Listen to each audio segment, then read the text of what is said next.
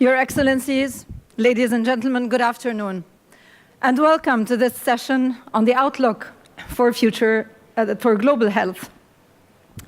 Let me introduce myself first. I'm Nadine Hani. I present the business news on العالمية news channel, and it is an absolute pleasure and honor to be here again at the World Government Summit. So what does the future for the healthcare sector look like? What future diseases keep healthcare professionals up at night? How do governments prepare for the next pandemic? How will technology disrupt the healthcare sector? And how do governments make sure that they have the right skills for these changes that are for sure coming our way? We will try to answer these questions with our speakers over the next hour. Please join me in welcoming His Excellency Mr. Abdulrahman Al-Awais, Minister of Health and Prevention of the UAE, the Honorable Christopher Fern, Deputy Prime Minister of Malta and Minister of Health, His Excellency Dr. Ferozuddin Feroz, Minister of Public Health of Afghanistan, and His Excellency Mr. Ghassan Hasbani, current Deputy Prime Minister of Lebanon and Minister of Health in the previous cabinet over the past 2 years. So, gentlemen, welcome. Thank you for being here with us. And before we start the conversation, I would like to note that I will be giving you the opportunity to, ample time actually, to ask your questions to our speakers. So as we have the first round of conversation, please start preparing your questions. So, Your Excellency, Mr. Al-Awais, I would like to start with you. When we talk about the future of health, actually it is very broad. So if we were to talk about certain trends, what do you think are the trends that are the most significant, that will have the most significant impact on the future of global health and healthcare? Thank you, Nadine. Let me take this opportunity first to thank you all for being here and... Sorry.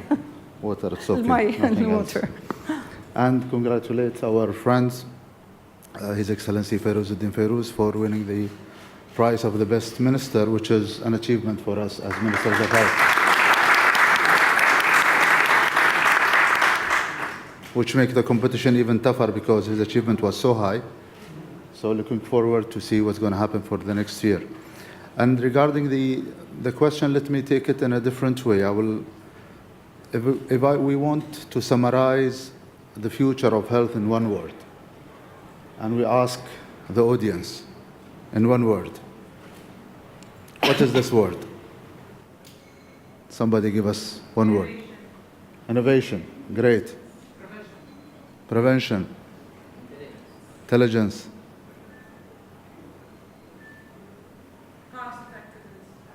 So it's as you said, it's broad. But the main important things, you notice it's close to innovation and technology, which change the whole game, actually, in the health sector. And I'm sure that if we ask Abu Muhammad, تفضل. If we ask His Excellency Ahmed Al-Ghatami, تعال Abu Muhammad. I do apologize for her. And I'm sure if we ask His Excellency Ahmed Al-Ghatami about this single word, his answer is going to be genome. And genome because his daughter is studying genome now. So, and he believes in it. So I think a lot of areas, it's a broad area, but the most important thing is the way we look, how it's going to change. So in service-based, the operation, for example, won't be the same anymore. We're expecting virtual reality and robots doing operation. We are expecting that the patient is going to be the center. It's not anymore the physicians.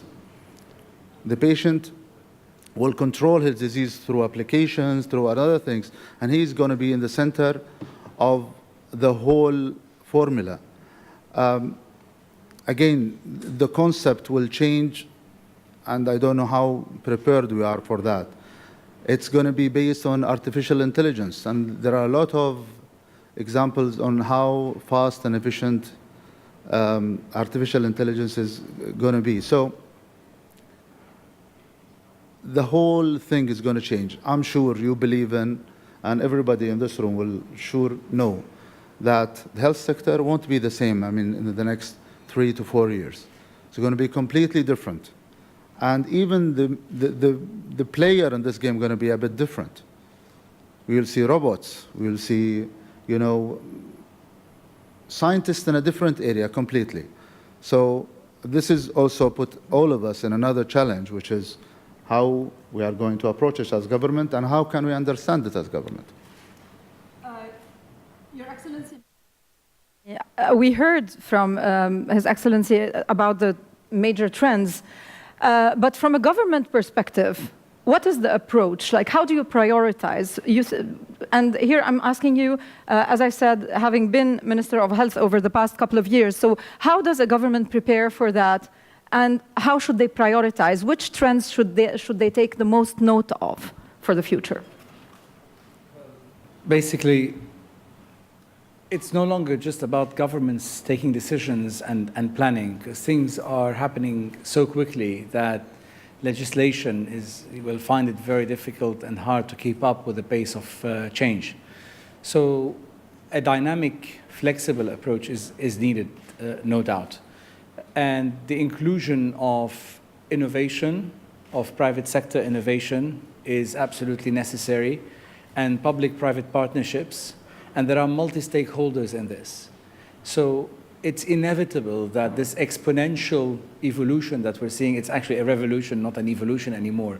This exponential change and exponential thinking cannot be just handled by a centralized power center that does the planning, the execution, and the regulation at the same time. So government support, government funding, and open frameworks, partnerships with private sectors, as well as academia and civil society and NGOs, is probably the best way going forward to handle this quantum shift. We're looking at trends that His Excellency mentioned that are in biotech, in genomics, in technology, and all that. It is actually leading to tailored, precision, and personalized medicine, which means every individual would receive a tailored care. That cannot be handled by a kind of single-minded, two-dimensional policy making anymore. So policy making has to be multidimensional, has to be open and inclusive to multiple stakeholders in order to achieve those changes in partnership. And we're dealing also with another big result and outcome, which is accessibility. So with all this technology becoming cheaper and costs becoming value-based and outcome-based costs, you end up with a model that has a higher level of accessibility to people, so more people will be receiving care. Life would probably be longer. So governments not just have to look at the health aspect and healthcare aspect alone, they also need to think about society as a whole, as it changes in terms of job creation, retirement age, employment, salary scales, and productivity. And it's also about productive life. All of these are inputs and outputs of policy making that governments need to think about, but in my view, it would not be enough for governments to do it alone. Then partnership and inclusion in terms of a collective effort has to happen going forward. I'd like to bring in His Excellency Dr. Fern. What we are hearing about is definitely out there. There is a lot of technological advancement happening, yet if we talk from a user perspective, for us as consumers, as patients, life has changed in so many ways. We order a cab now differently. We order a hotel differently. We book a flight differently. Everything we do differently except going to the doctor. We still need an appointment. We go, we wait for our appointment. So we don't feel the disruption happening yet at the consumer level. How do you see that evolving? I'd like to talk to you in detail about the disruption. How do you see the disruption happening? What is the role of data analytics, of artificial intelligence? Okay, so thank you, Nadine. You're right. So technology, and all of us are right. Technology is in our lives, in anything we do and in all spheres of our life. And it's coming into healthcare, and it's happening, and we need to direct the way it is happening. I think the biggest change with technology will come And this will change the way we give our service, our medical services. At the moment, if you look at how data is stored, data belongs to the institution. So if you go to a hospital, if you go to a clinic, the data belongs and sits with the clinic and sits with this institution. And patients only have access to the data almost on the behest of the institution. In fact, when I was young, as a medical student, I'm a surgeon as well, besides. Before I was a politician, I was a surgeon. And as a medical student, I remember patient written on the front of the file saying not to be handled by the patient. So your data was available to everyone in the hospital except to yourself. Now this is changing, and the way this is changing is because not only are there now electronic patient records, but we can now put electronic patient records on the blockchain, on DLT, on distributed ledger technology.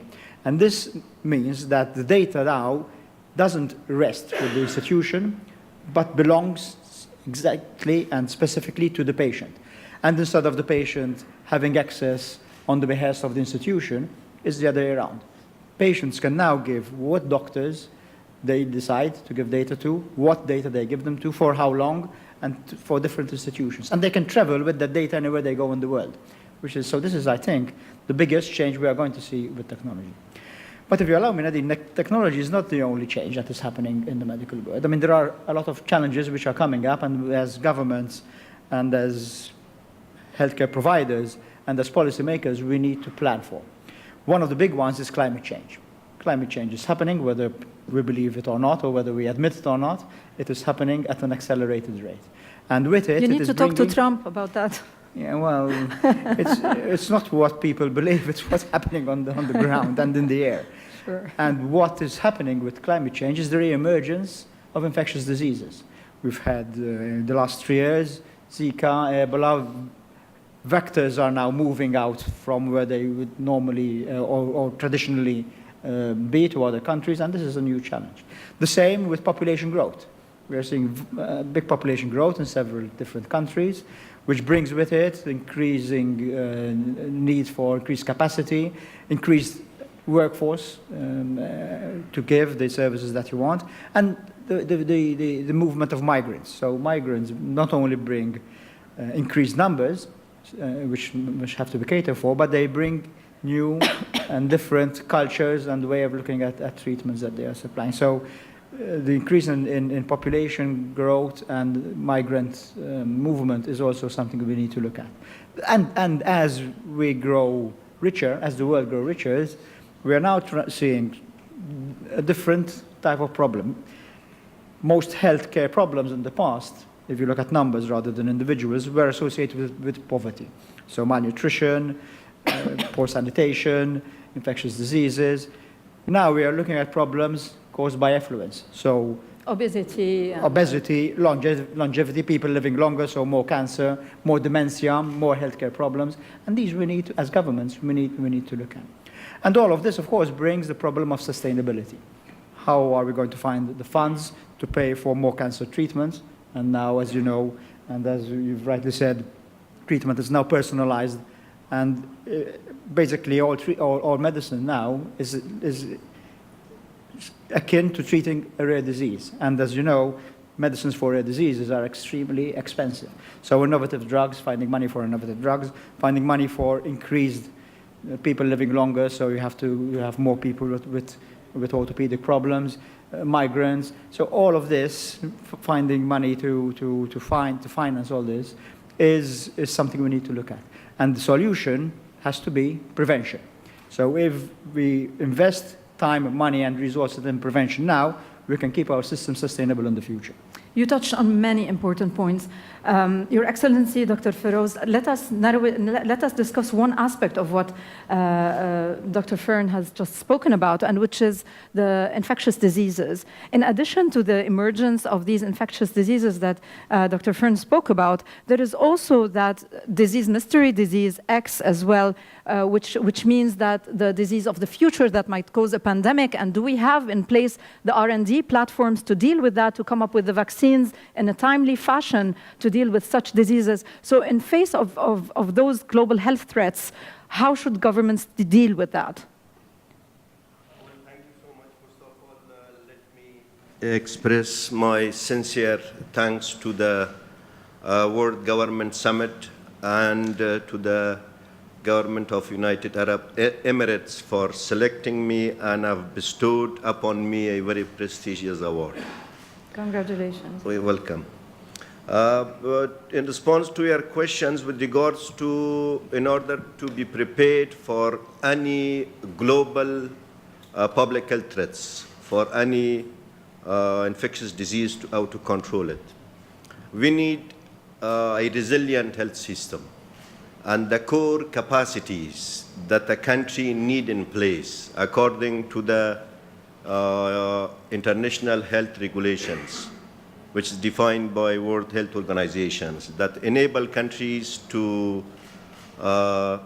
timely identify or prevent, detect, and respond. In order to that, what we need, my experience, particularly in my country, is to have a national plan. That national plan should be aligned with the regional requirements as well as global requirements, because disease does not recognize borders. So that plan, that necessitates a strong state commitment, intersectoral collaboration and cooperation, which is very important. This is one issue. Second, we need to have a robust surveillance system, outbreak response system with technologies as well as tools that entails early identification of outbreaks as well as early assessment of the potential scale of the outbreaks. This is also another issue. Third one is, establishing diagnostic centers, labs, safe labs for orchestrating appropriate response. As well as we need to have isolation wards to treat identified cases. Another point is with regards to workforce development, particularly those who are the front lines responders, managers, those who are working in the field, that they should be trained, should be empowered to be able to deal with such kind of threats whenever the crisis strikes. Last but not the least, which is important, an identified funding source, whether it's internally or externally. For what? For sustaining the core capacities. My experience from Afghanistan over the past several years, we have developed a surveillance routine system to respond to the emergencies, which we could succeed to identify polio cases, though polio still exists in Afghanistan and Pakistan. So for identification and also containing the outbreak of polio virus throughout the country, we have established a very strong surveillance system. But I have to admit, honestly, with regards to response to emergency, we are not in a position, we are not in a capacity to deal with that. So the point is that we need to have core capacities, we need to have a national plan aligned with the regional requirements, we need to have a strong surveillance system, we need to develop the workforce as well as resources. Afghanistan. What about globally? We were supposed to have a representative from the World Health Organization with us, but it didn't happen. Oh, so I'd like to hear your thoughts on how ready is the world for that? I mean, how ready are we for future pandemics at the global level today? Can we pass on a microphone, please? Thank you very much, and thanks for the invitation to this fascinating discussion. It depends how much do you want to be alerted. You want me to give you the good news or the bad ones? Let's have the bad one first. Okay, it's a beautiful day outside, so I don't want to alert you, but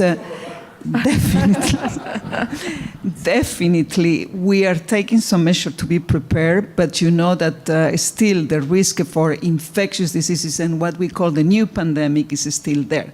Now, more we insist on the functions you were describing, which is more epidemiological surveillance, better knowledge, better use of the technology to have the maps and the anticipation and the predictions and the preparedness and the response, more intelligence that might not be artificial. I think we still need the real intelligence to be able to plan and probably use it a little bit more often. an intelligence that cannot come from the technology. It will come from our brains and our solidarity and partnership and all of that. The functions are there, the knowledge is there. I think this preparedness will require still a lot of collaboration, capacity to respond, and then be prepared to, in that case, provide the best services for our citizens. If I made in the discussion, and sorry to take advantage of that, I found it extremely interesting what you are saying about how our society is changing, and the General Director of ILO was telling us about the future of work, what it will entail. But in our capacity of preparing for these new global health challenges, the issue of planning is still a function that we cannot forget. Jeffrey Sachs was arguing for that as well. We still need to plan. And this is something that the intelligence, the artificial intelligence cannot do for us, to plan the protection of the global health goods. And this is something that will be applicable for the outbreak response. It will be applicable as well for the other functions. And we need to be very creative that the technology will change and will provide all of these best services, but at the same time, we're still struggling to have a vaccine on a refrigerator on a very isolated place in Africa. So the technology is not yet reaching to 3 billion people outside. So we need to balance those two tracks that we are facing now, and we need to use as well our intelligence to start to work on how we influence policies related to access to clean energy, cities that will allow us to be more active and less sedentary lifestyle to prevent obesity, how to prevent a cancer because we are exposed to certain chemicals, and how we are disrupting our endocrine system by exposure of pregnant women to. So we need to anticipate and plan for the medium and long term on the prevention. I think massive primary prevention will be probably the most intelligent thing to combine with this artificial economy and intelligence. The issue is that the healthcare sector is still a sector that has so many legacy problems. So you need to solve as well, in parallel with going with the technological advancements, you need to solve also the legacy issues that come with the healthcare sector. I'd like to pick up on what the lady has ended on, which is to plan, and ask you, Your Excellency, Mr. Awais, how are you planning? How should governments plan for these threats, the global health threats, but also the trends that will shape the healthcare system going forward? I think partially my colleagues already mentioned, or they mentioned certain guidance through this. I think the challenge is so big in certain areas, especially. And personally, I do trust WHO in a way that it did really well. They are improving, they are more focused in certain area, and they have an excellent now feedback and cooperation with the countries. So the relation is more efficient. And unfortunately, we are missing, you are here, thank you very much for being here, but Dr. Tadros also was supposed to join us as a dear friend, and I'm sure with his leadership, a lot of things would happen in the near future. This is one fact. The other one, as my dear friend Mr. Ghassan mentioned, His Excellency, regarding the 3 PPPs. And in my speech today I mentioned, and I wish that we today all agree on adding 1 extra P, because this is the future again. It's private-public partnership. And the whole partnership is regarding somebody outside the partnership, who is the patient. And now I think it's the time to add another 4th P. And if we agreed, so this will come out of the summit. So no more PPP, it's double P.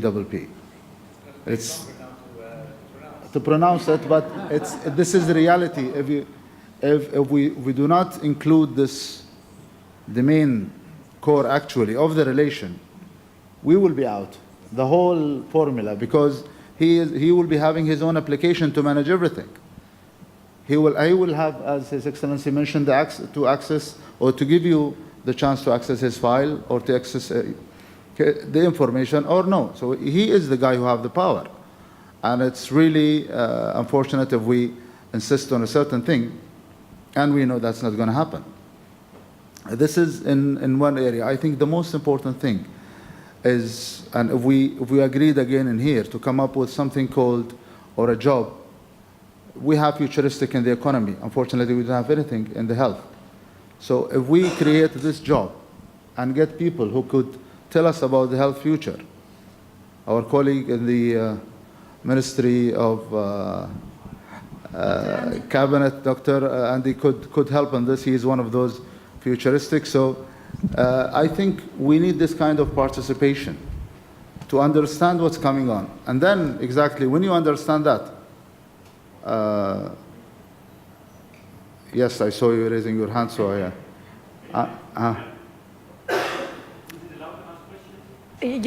I was going to open the floor to questions, but you please go ahead. Let's keep it dynamic. Please just introduce yourself. Sorry, Minister, I didn't want to interrupt you. No. When I saw you raising your hand, I said, no, it's good. Okay, so my name is Harald Schmidt from Maastricht University. And I'd like to state, I don't really think we have a health care system. We have a sick care system. Yeah, this is what I was telling We let everything run as long as a patient gets sick. We spend about 60% of the healthcare cost in the last 2 years of our life. And patient empowerment, I'm totally for it, but I can tell you from a physician's point of view, to empower a patient who is a diabetic, who is a hypertensive, to live healthier and to exercise more and to lose weight and so forth is a very, very hard job, which goes well beyond what a physician is trained for. So in preventative healthcare, we need highly interdisciplinary teams, and we need to shift billions of dollars from sick care to actually preventative medicine, which means one industry has to completely disappear and another industry has to appear. You cannot have both. You cannot have $1 billion sick care system and $1 billion healthcare system, because then you basically spend the entire GOP on health. That's not fundable. So I think this is what we will see. We will see this tremendous shift from prevention based on omics, but also on patient empowerment and sort of top-down programs to actually enable that. Actually, the problem is that the system is still not ready to move from that, as I said, the legacy, from the way it used to do things to become a preemptive system. I'd like to hear Your Excellency, Mr. Ghassan Hasbani's thoughts on all that has been said in order to follow up on some of those aspects. Well, following on from that point, we've realized through a study we did to launch the new phase of universal health coverage in my country, in Lebanon, that for every dollar spent on preventative medicine, you save 10 on sick treatment. It's a simple equation. So we looked at 2050, and our public health system would have doubled and more than doubled in terms of expenditure needed in today's dollar terms within that period, if we would not introduce a preventative care system today. So we would actually halve the cost of care by 2050 if we introduce preventative. So the empowerment, yes, I agree with His Excellency, the empowerment of the patient, in fact, let's not call it patient, the empowerment of the people to avoid becoming patients. I totally agree with that, on the preventative side, as well as awareness, because awareness makes a huge difference. You rightly said it goes beyond a physician's training. I'm not a physician. I became health minister by accident. But I'm a technologist, so I realized that... We wanted you to be telecom minister. It didn't work. So I realized that, again, technology is not just about treatment. It's about awareness and prevention. It's about, again, personalized medicine and remote medicine, following up on people, making sure they lead a healthy life, they're reminded of their healthy life, and providing more access. We've deployed remote medicine and telemedicine. We call it tele, it's an old name, but effectively allowing physicians from anywhere in the world, particularly the Lebanese diaspora because they're spread all over the world, to be able to consult with patients across primary healthcare centers. Again, all this tells us, from resilience, disease X, Lebanon has been polio-free for 16 years and remained polio-free after the Syrian crisis, with 40% of the population currently being refugees or displaced people from Syria, coming in with, potentially communicable diseases that we were able to prevent as well. I have to give you credit. I, as Lebanese, was shocked last week. I'm sure many Lebanese were shocked because our country is dysfunctional to a very large extent, that Lebanon scored number 23 in rating in the Bloomberg Global Health Efficiency Index. Yeah. So, and this is a credit to you. You've been running this sector for the past 2 years. So given that today we have to balance between the cost problems which many countries face, the large bill of healthcare, measurable outcomes, and yet we have to be prepared for the future. Yeah. So where does the government stand between those two? How do you balance between these two problems that you have? Sure. Well, we've been operating at a very low cost with a very good outcome because we don't have a choice. Effectively, the level of coordination that His Excellency was talking about is essential in that regard. Multidisciplinary teams, use of technology, use of data is very important to be able to locate and preempt potential disease spread, knowing where the population is, where the key hot areas are to keep an eye on them, having a good response system, resilience of the healthcare sector in general, helps you find ways of being efficient in a very tough situation and operating at a low cost. For example, beyond disease and health, we were talking about potential response for chemical attacks and biological attacks, given the threats that existed in the region for a long time. This was a whole of the community approach. It wasn't just the government looking at it. The government was coordinating, but we don't have resources. So we counted on the resources of the private sector, NGOs, global organizations like World Health Organization who supported us, the Red Cross and Red Crescent, and even Scouts associations. All were trained, they were equipped and prepared in different centers across the country, particularly also for the disease response. So we have a very rapid response unit that goes and checks for any potential cases that could end up being spread across the hot areas, particularly where there are refugees. So all of these are activities that are collective activities.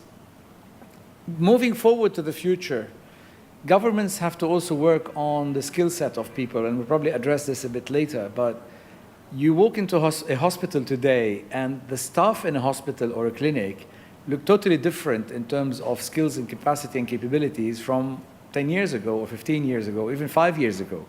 You find more technologists than you find physicians in, for example, cancer treatment cycles and processes.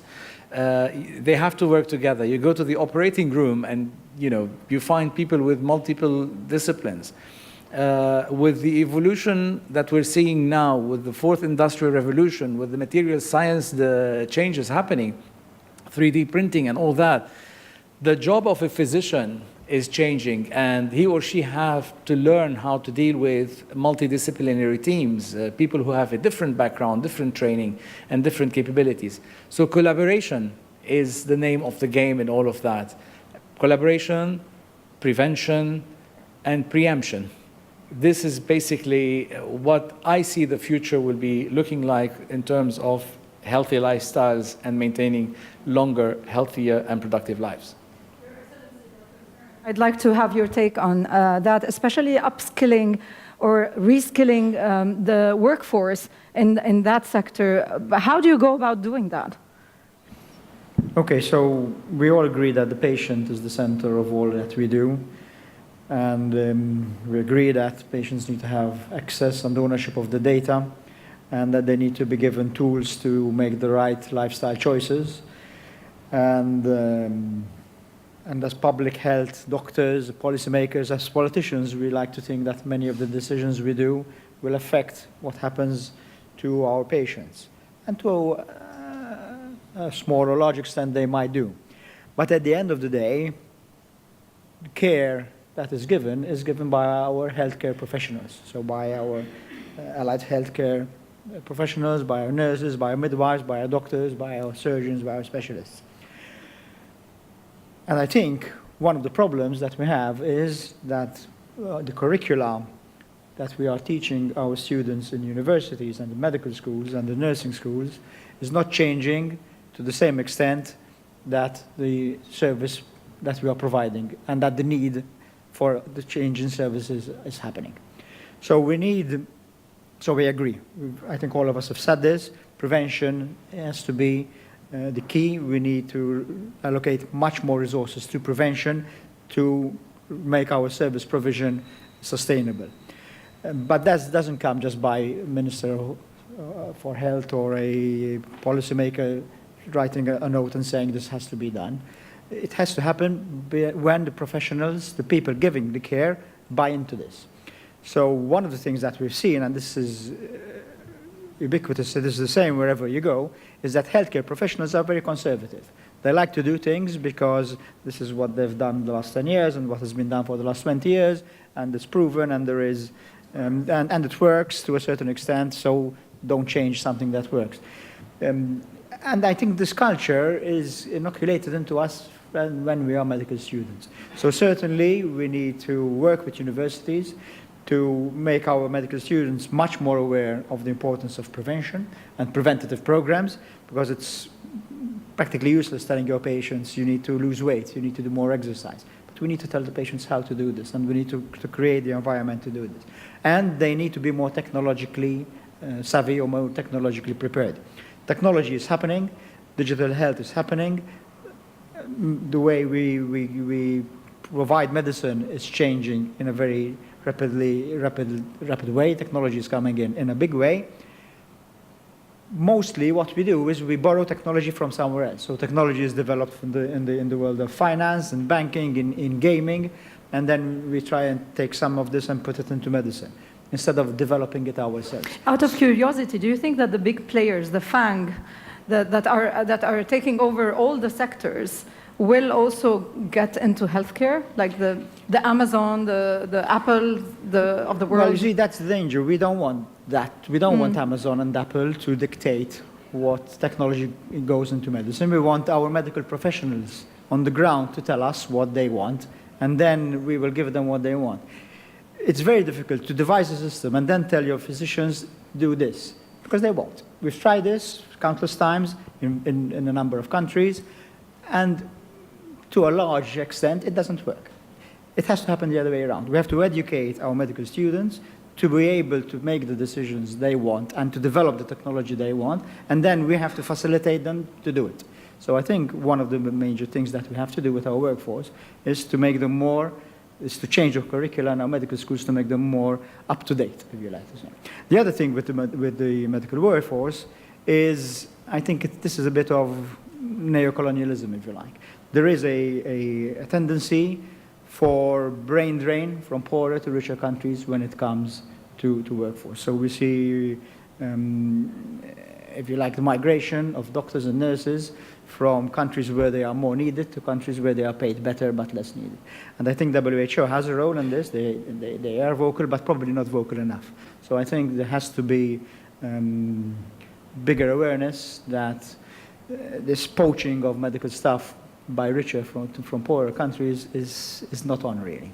Dr. Feroz, there's a theme, I think, that has been underlying all this discussion, but which we haven't developed, which is sustainability, which is proper allocation of resources, controlling costs, because all what we're talking about needs money. And even in the developed world, the countries are struggling with the high healthcare bill. So basically, how do you see that going, especially in a country like yours, which has its own set of challenges? So how do you go about managing allocation, proper allocation of resources and rising costs? Well, it's a very broad question. With regards to, as you know, financial resources limited everywhere, in developed countries, in developing countries, in low-income countries as well. So I believe that spending on health shouldn't be seen as an expenditure or liability. Rather, we take it as an investment for the future. Increasing the cost of health services has been a challenge. I'm sure, you know, many countries has been grappling with that, how to manage it. With regards to cost, first of all, cost-benefit analysis for selecting the most cost-effective interventions which have a greatest impact should be done. This is everywhere, in developed countries and resource-poor countries. Second issues with regards to cost efficiency gain. Available resources should be utilized that give us value for the money. With regards to allocation of resources, particularly to the low-income countries, for example, in Afghanistan, some of the guiding principles are there. One is, prioritizations of health needs based on disease burden. This is one. Based on epidemiological transitions, based on population changes, as well as emergency threats. Second guiding principle is we need to bring equity in the provision of health services. Third point is with regards to allocation is we need to protect poor from paying from their out-of-pockets and prevent them not to fall into the trap of poverty and ill health. With regards to funding, domestic resources, one of the areas that we need to focus, particularly everywhere, Afghanistan.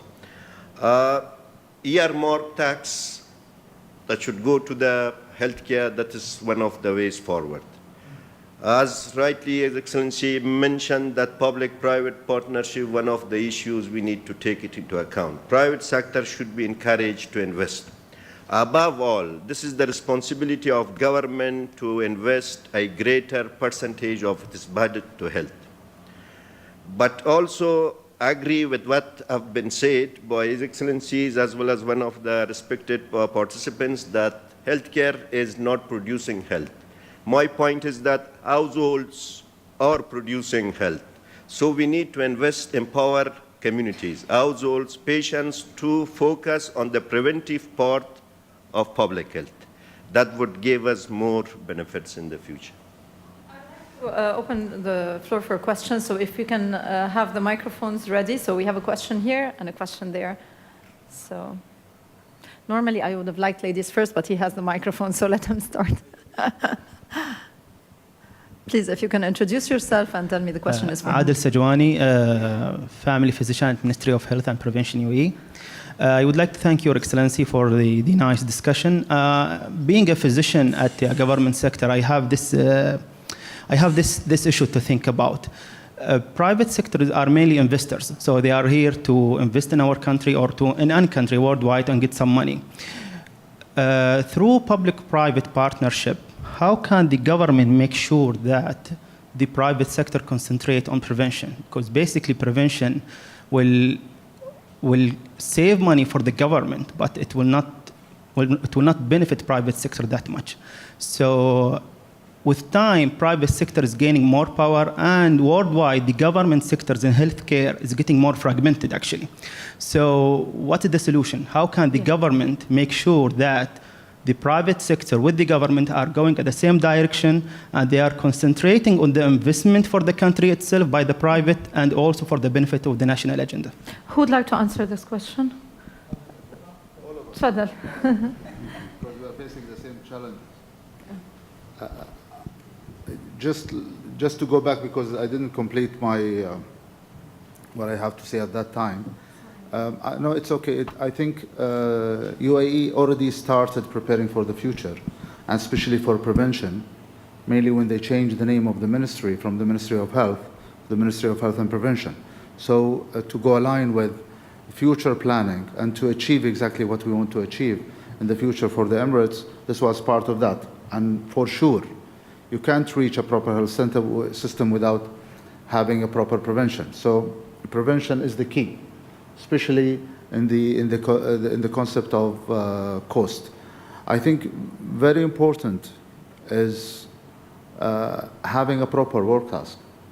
And I don't know, the World Economic Forum announced that by 2022, 54% of the work task, the work working task in the workforce of the health sector in the world need an upskilling or reskilling. So imagine. Otherwise they become obsolete. Exactly. So we are talking about 3 years from now. It's just 3 years ahead. Even if you do prevention, even if you do whatever you want, in the end of the day, 54%, maybe an extra year will be there, but you need to reskill and upskill. So this is a huge challenge. And to follow up with what's going in the health sector globally or worldwide, you need to have a proper partners. One of them is the private sector, research and development, other areas to come together to create a certain focus. Locally, you have this sector, and you have now the two health authorities with the Ministry of Health are getting independently focusing on how to control the sector towards the benefit of the patient. It's not anymore the concept of making money, it's how to create a proper, healthy life for the UAE citizens and the residents of UAE, or to the whole health sector. Because again, when you get the patient part of that, definitely it's going to be more focused on the patient himself, not anymore on making profit with the investors. And of course, one of the most important things I believe in UAE we started doing aggressively is preparing our infrastructure and rules and regulation. Because this is, again, this circle of government is a bit slow comparing to the technology was moving very fast. But again, you have to be ready for what's coming on. And that's why you need to always check your systems and be ready for what's coming. Thank you. And Dr. Feroz, I'm going to ask you both. So basically, how do we make sure that the big pharma companies who do not have any interest in advancement of preventive practices, so how do we make sure that this can happen? Competition and regulation. Exactly the same way they produce vaccines. So if the principle of keeping patients sick to buy medicine continues to apply, we would not have seen innovation in vaccination and prevention of certain diseases that were completely annihilated.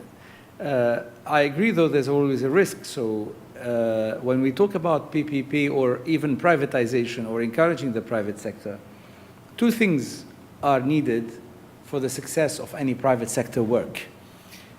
One is competition. So the fact that there's competition and no collusion ensures that no one will actually take the shortcut or play the game of avoiding prevention research. So competition, if one finds a solution for prevention, they will succeed much more than the others. Imagine somebody finding the solution for the prevention of cancer, for example, a vaccination for eliminating cancer. And there are many for certain types of cancer. But let's assume you find something that will create a high degree of immunity in the body so that no type of cancer would actually occur. They would definitely make a kill. So everybody tries to find ways to research in that area to find a way to compete with the others. So competition is important. At the same time, if competition is not sufficient, you always balance it out with regulations. So governments put conditions on payment and reimbursement in certain ways that encourage prevention. For example, if you would pay a certain amount of money, provided a patient has gone through prevention tests and pre-screening with an updated medical file, etc., they tend to get covered in a much better way than those who did not do so. And this is, again, goes back to value-based medicine and outcome-based medicine. So you create reimbursement models that encourage healthcare organizations to work with you on prevention. So it's a mixture of regulations, and competition, as well as funding and payment. All three together have to be there in order to get the system to become very, very efficient. Your Excellency, Dr. Feroz, you had a comment on that. The question was covered, but let me put it in this way. Although I'm not economist, preventive medicine is a public goods, not private goods. If you put it or give it in the hand of private market, doesn't work because there is no benefit for that. And that would be underproduced. Why? If my kids or kid gets immunized, you won't take your kids to the clinic because your kids may not get arms from mine. So this is why it is underproduced. The reason, what I propose is, government should define a package of preventive interventions, and that should be purchased through private sector. And government have to pay for that. This is one issue. Second issue, government can encourage the social responsibility of private sector to take care of the preventive activities. We have a question here. Ladies first, and then you can ask. Bismillah ar-Rahman ar-Rahim. My name is Dr. Miriam Matar. I'm a physician and in charge of something called UAE Genetic Disease Association. And it happened I am a member in the Global Commission for Rare Disease. And to have this privilege to be in high committee and such discussion, it's always brought in our mind what is the role of NGOs and non-profitable organization and the insurance. I believe these two elements you can organize and govern the whole process of patient, because as we know, patient he is in a status where sometimes he's not able to take a decision on the behalf of himself. While if he will be presented to the service provider through an NGO where at least there is a proper governance, things can be organized in a better way, and at the same time the element of profit and element of a private will have a very good limitation. And we have an excellent example globally from different countries where patient advocacy group changed the whole arena of pharmacogenomic. And instead of being profit, where patient right and their right, if their gene will be screened or not, it goes purely to the patient himself through the NGOs and through the advocacy. So my question to the respected speaker, where is the role of NGOs, non-governmental organization, and the insurance, where I believe they play a big role in the whole process of prevention? Thank you. Dr. Fern, would you like to answer that? Sure. Okay, so let me just link this with the arguments we've been having for the last minute or two. Sure, there is a role for private healthcare providers in our systems, but governments cannot abdicate the responsibility of providing healthcare to their citizens. So universal healthcare must rely on having governments taking responsibility of providing healthcare. That is a sine qua non.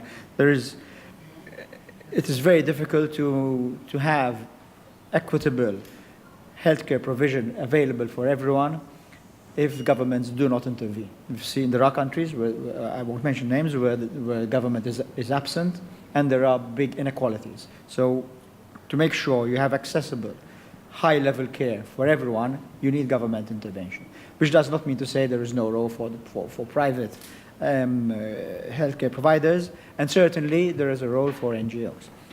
Now, let's come to the rare diseases, because that is an important topic, and possibly more than any other health problem, rare diseases typifies the need to have an institution, a government, which is looking after them, because rare diseases need expertise which might not be available in specific countries. So having centers which can provide care to patients in different countries and coming together is an excellent way to do this. Now, I come from the European Union. Malta is a member of the European Union. And over the last 2 or 3 years, we've been setting up something called the European Reference Networks. These are a system where high-level institutions in different countries across the European Union who specialize in particular rare diseases can provide services, can provide opportunities for research, can provide opportunities for healthcare professionals to train, in particular rare diseases across the whole of the European Union. So a patient who happens to be in Malta with a rare disease can get the same treatment of a patient with the same rare disease who happens to be in a country, in Germany or Sweden, where there is a particular center that provides healthcare for that rare disease and vice versa. And for this to happen, there has to be government intervention. It cannot happen on a private level. And the NGOs have a very important role, because the NGOs, not only do they provide support for the patient, not only do they provide a route for which the patient to follow, but they are also good advocacy groups, and they bring up the issues onto the national agendas. So to come back to the argument, for sure, private service providers are important, and they can provide preventive medicine.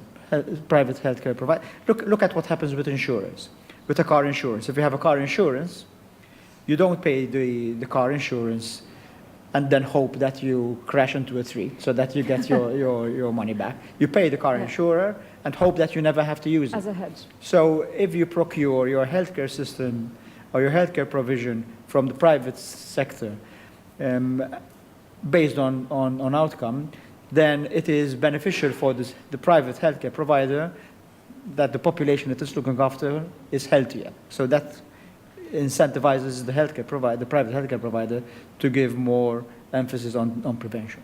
But despite all this, I can't say this strongly enough, governments need to retain responsibility for the healthcare of the citizens. Final comment, Mr. Yeah, so just to re-emphasize the point, because I think, so we don't steer off the key idea, I totally reiterate this. When we say public-private partnerships, it's actually the public paying and the private delivering. That's the idea. Governments should not actually be running operating services as much as you can avoid that. Governments should be regulating, but finding the funds and paying and directing and steering. Just to answer your question regarding how NGOs work, I'll just give you a small example. Prevention mostly operates in primary healthcare. So this is where you conduct most of the prevention work, be it awareness or preemptive activities. In our experience, all primary healthcare centers in the country are a partnership between government, where we maintain the standards and provide a unified oversight on the quality of work, so they get accredited and followed up on performance.